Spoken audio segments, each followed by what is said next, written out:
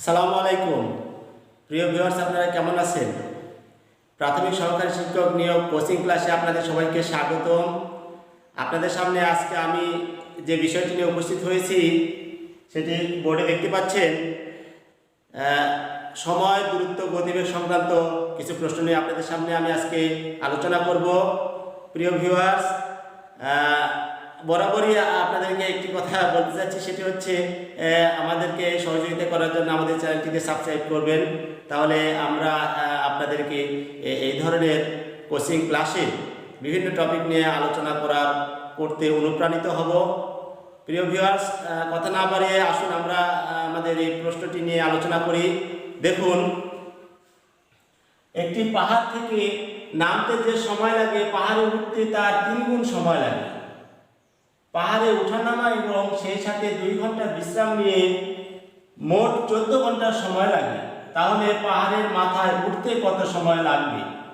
প্রিয় ভিউয়ার্স, এই প্রশ্নটি আপনাদের বিভিন্ন নিয়োগ পরীক্ষার বিভিন্ন কোম্পানির গাইডে সমাধান করে দেওয়া আছে, কিন্তু সেগুলো অনেক সময় বুঝতে সমস্যা হয় অথবা ক্যালকুলেশনটা অনেক বড় থাকে। তো আসলে এই ধরনের প্রশ্নের সমাধান কিভাবে অল্প সময়ে শর্ট টেকনিকে উত্তরটা বের করা যায়, সেই বিষয়টি নিয়ে আজকে আমি আপনাদের সামনে আলোচনা করব। প্রিয় ভিউয়ার্স, দেখুন, এখানে আমি একটি পাহাড়ের চিত্র অঙ্কন করেছি বোঝানোর ক্ষেত্রে। দেখুন, এই পাহাড়ে এখানে লেখা আছে এই পাহাড় থেকে নামতে যে সময় লাগে উঠতে তার 3 গুণ সময় লাগে। মানে নামতে যে সময় লাগে উঠতে তার 3 গুণ সময় লাগে। এখন পাহাড়ে ওঠানামা এবং 2 ঘন্টা বিশ্রাম নিয়ে মোট 14 ঘন্টা সময় লেগেছে। তো এটা আমরা কিভাবে সমাধান করব? দেখুন প্রিয় ভিউয়ার্স, খুব সহজে এটি সমাধান করা যায়। দেখুন, মোট 14 ঘন্টার সময়ে 14 থেকে আমরা 2 বিয়োগ করব, যেটা 2 ঘন্টা বিশ্রাম, তাহলে থাকে 12 ঘন্টা। এই 14 ঘন্টা থেকে 2 ঘন্টা বিশ্রাম নিয়েছে, সেই 2 ঘন্টা আমরা বিয়োগ করলাম, বিয়োগ করলে থাকলে 12 ঘন্টা। এই 12 ঘন্টাকে আমরা 4 ভাগ করব। কি জন্য 4 ভাগ করব? যে নামতে লাগে 1 ভাগ, উঠতে লাগে 3 ভাগ, অর্থাৎ 3 গুণ। তাহলে আমরা 12কে যদি 4 ভাগ করি তাহলে প্রতি ভাগ 3 3 করে হয়। এটা তো ভাগ করলেই পাওয়া যায়। তো আমরা দেখেন 4 ভাগ করলাম, 12কে 4 ভাগ করে এই 1 ভাগ লাগে নামতে আর এই 3 ভাগ লাগে উঠতে। উঠতে লাগে 3 ভাগ অর্থাৎ 3 3 কে 9, নামতে লাগে 1 ভাগ অর্থাৎ 3।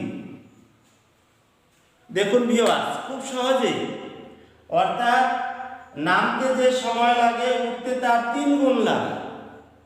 তাহলে 3 3 কে 9, 3 গুণ, আর বিশ্রাম 2 ঘন্টা।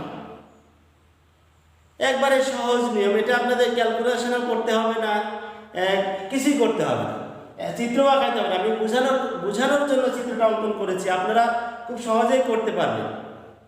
দেখুন, আরেকটু বলে দিই, 14 ঘন্টা মোট সময় লেগেছে, তার মধ্যে 2 ঘন্টা বিশ্রাম নিয়েছে পথিমধ্যে আর কি। তো 2 ঘন্টা বিয়োগ করে আমরা থাকলো 12 ঘন্টা।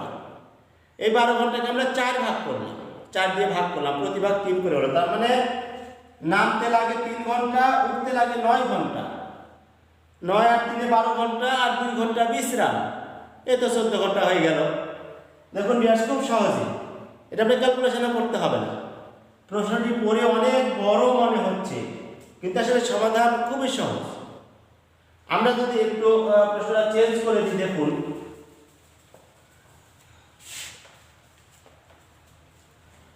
যদি আমরা এখানে দিই যে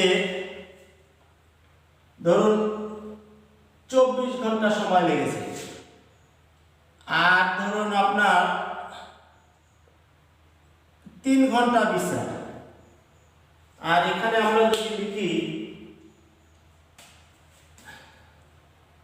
দ্বিগুণ,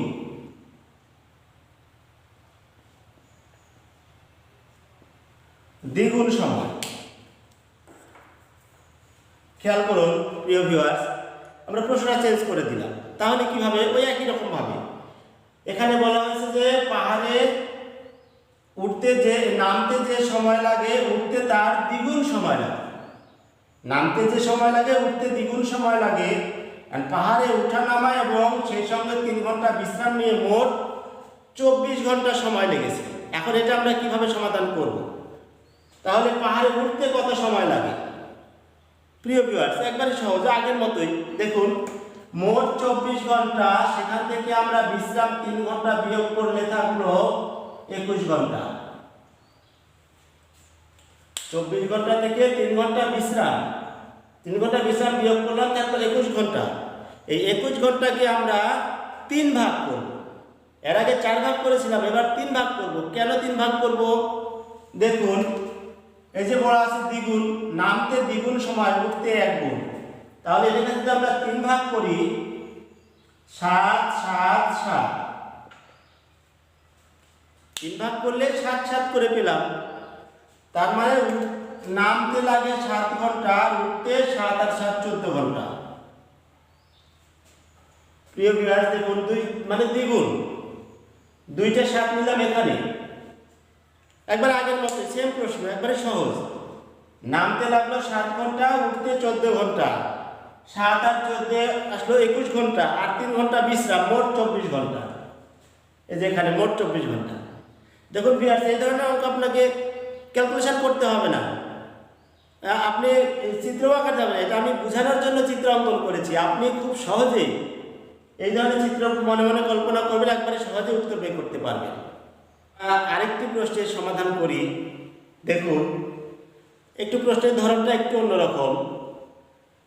ঢাকা থেকে রংপুরের দূরত্ব 45 মাইল। হাসান ঘন্টায় 3 মাইল বেগে এবং শাহিন ঘন্টায় 4 মাইল বেগে হাঁটে। হাসান ঢাকা থেকে রওনা হওয়ার 1 ঘন্টা পর শাহিন রংপুর থেকে রওনা হলো। শাহিন কত মাইল হাঁটার পর হাসানের সাথে দেখা হবে? প্রিয় ভিউয়ার্স, প্রশ্নটি পড়ে আসলে এটার ক্যালকুলেশন একটু বুঝতে অনেকের একটু সমস্যা হয়। দেখুন, এই ধরনের প্রশ্ন সমাধান কিন্তু আপনি খুব সহজে করতে পারবেন। কিভাবে করতে পারবেন? দেখুন, আমি একটি চিত্র অঙ্কন করার চেষ্টা করেছি। ধরুন, এখানে ঢাকা, এখানে রংপুর। ঢাকা এবং রংপুরের দূরত্ব 45 মাইল। এখানে কথা হচ্ছে হাসান 3 মাইল, ঘন্টায় 3 মাইল বেগে হাঁটে, শাহিন ঘন্টায় 4 মাইল বেগে হাঁটে। প্রিয় ভিউয়ার্স, দেখুন, হাসান, এখানে হাসান লিখলাম, এখানে শাহিন লিখলাম।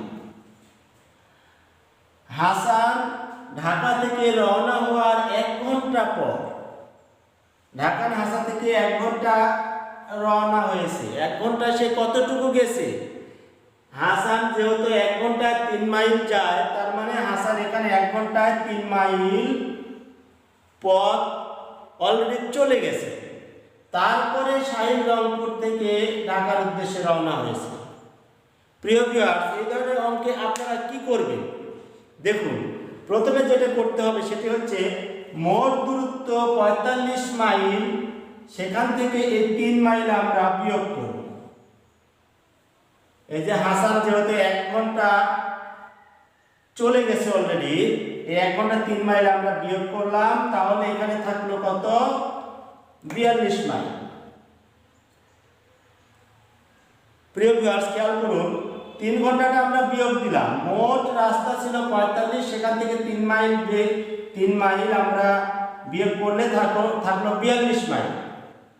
এই 42 মাইল এখন দুইজনে হাঁটা শুরু করলে কত সময়, মানে শাহিন কত মাইল হাঁটার পরে হাসানের সাথে দেখা হবে? প্রিয় ভিউয়ার্স, এখন আপনারা কি করবেন? দেখুন, যেহেতু শাহিন 1 ঘন্টায় হাঁটে 4 মাইল, হাসান 1 ঘন্টায় হাঁটে 3 মাইল, এই 4 আর 3 যোগ করলে হলো 7, 4 আর 3 যোগ করলে হলো 7 মাইল। এই 7 দিয়ে আপনাকে 42 কে ভাগ করবেন। 7 দিয়ে 42কে ভাগ করলে কত হলো? 6 করে হলো। 6 7 42। এই 6 দিয়ে আবার আপনি 4 কে গুণ করবেন, তাহলে 4 7 24, 24 মাইল। আর 6 কে 3 কে গুণ করলে 318 মাইল। প্রিয় ভিউয়ার্স, দেখুন আপনারা কিভাবে এটা করবেন। আমরা উত্তর পেয়ে গেছি। শাহিন 24 মাইল হাঁটবে এবং হাসান 18 মাইল হাঁটার পরে দুইজনের একসাথে সাক্ষাৎ হবে, দেখা হবে। এখন এটা কিভাবে পেলাম আমি আরেকবার বলি। মোট রাস্তা ছিল 45 মাইল, সেখান থেকে আমরা 3 মাইল বিয়োগ করলাম, থাকলো 42 মাইল। কি জন্য 3 মাইল বিয়োগ করলাম প্রিয় ভিউয়ার্স? যেহেতু ঢাকা থেকে রওনা হওয়ার 1 ঘন্টা পর, মানে হাসানটা 1 ঘন্টা আগেই রওনা দিয়েছে, অর্থাৎ সে 3 মাইল অলরেডি চলে গেছে। এই কারণে আমরা 3টা বিয়োগ করে থাকলো 42 মাইল। এই 42 মাইলকে আমরা কি করব?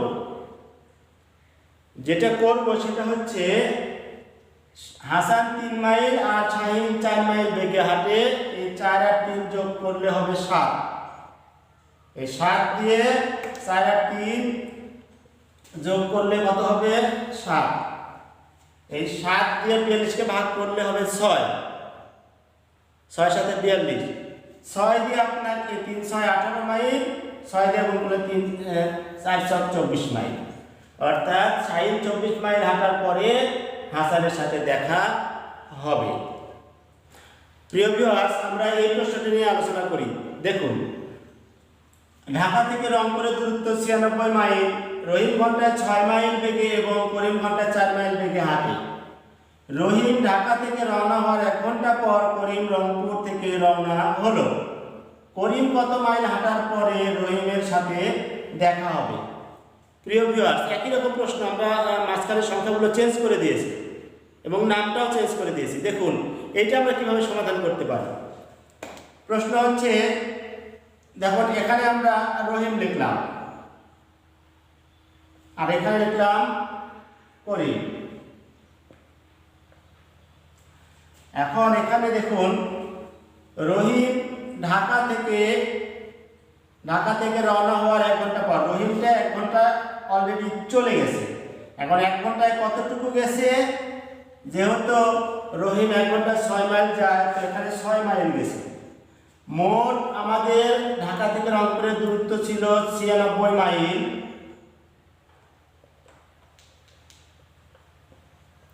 মোট ঢাকা থেকে রংপুরের দূরত্ব ছিল 96 মাইল। এখন যেহেতু রহিম 6 মাইল চলে গেছে, তার মানে এখন আছে আর 90 মাইল পথ। এখান থেকে এখানে 90 কিলোমিটার, 90 মাইল রাস্তা আছে। এখন রহিম এবং করিম দুইজনেই যাত্রা শুরু করছে। এখন কতটুকু করিম কত মাইল হাঁটার পরে রহিমের সাথে দেখা হবে? প্রিয় ভিউয়ার্স, আগের মতোই আমরা সমাধান করি। দেখুন, রহিম যেহেতু 1 ঘন্টায় 6 মাইল যায় আর করিম 1 ঘন্টায় 4 মাইল যায়, তাহলে 6 আর 4 আমরা যদি যোগ করি 10 হয়। 6 আর 4 যোগ করলে কত হয়? 10। 10 দিয়ে 90কে ভাগ করলে হয় 9। 9 দিয়ে আবার আপনি এটাকে গুণ করবেন, এটাকে গুণ করবেন। 6 9 54, অর্থাৎ 54 মাইল আর 4 9 36 মাইল। উত্তর কত হবে? 36 আর 54। করিম 36 মাইল এবং রহিম 54 মাইল হাঁটার পরে পরস্পরের সাথে দেখা হবে। প্রিয় ভিউয়ার্স, আবার বলি কিভাবে হলো। তাহলে 90 মাইল, 90 মাইল কেন কি করব? প্রথমে 6 আর 4 যোগ করে 10 হলো। 10 দিয়ে আপনার 90কে ভাগ করলে ভাগফল হয় 9। 9 দিয়ে আবার এই দুই থেকেই গুণ করবেন। 6 9 54 আর 4 9 36। তাহলে করিম 36 মাইল হাঁটার পর এবং রহিম 54 মাইল হাঁটার পর পরস্পরের সাথে দেখা হবে। আর প্রশ্ন হচ্ছে করিম যেহেতু, সেহেতু উত্তর হবে 36। প্রিয় ভিউয়ার্স, আপনারা এই ধরনের প্রশ্ন একটু জটিল মনে হলেও আপনারা বাড়িতে কয়েকবার প্র্যাকটিস করবেন, দেখবেন খুব সহজে এগুলোর উত্তর আপনারা সমাধান করতে পারতেছেন। এগুলো মানে খুব অল্প সময়ে আপনারা সমাধান করতে পারবেন। প্রিয় ভিউয়ার্স, আজকে আর এই পর্যন্তই। ভালো থাকবেন, সুস্থ থাকবেন। আর আমাদের চ্যানেলের সাথে থাকার জন্য, অর্থাৎ আমাদের এই ধরনের ক্লাস আপনাদেরকে আমরা হয়তো উপহার দিতে পারি, সেই জন্য আমাদের চ্যানেলটিকে সাবস্ক্রাইব করবেন আর পাশে থাকা বেল আইকনটি আপনারা প্রেস করবেন। প্রিয় ভিউয়ার্স, ভালো থাকবেন। আল্লাহ হাফেজ।